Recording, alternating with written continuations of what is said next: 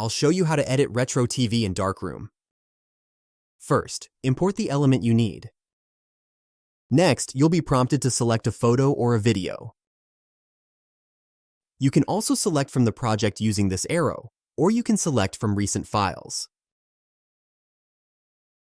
By default, your footage is populated in all placeholders, and the placeholder layout is on the left. It matches the layout in the composition.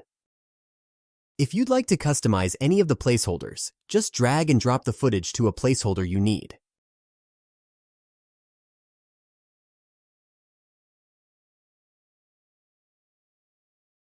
AI detects the face in your images, and it tries to center it in each screen. After you are happy with placeholders, just press Export, and you'll get the MP4 that you could use elsewhere. Or you could also edit it in your project as a composition and include it in other scenes.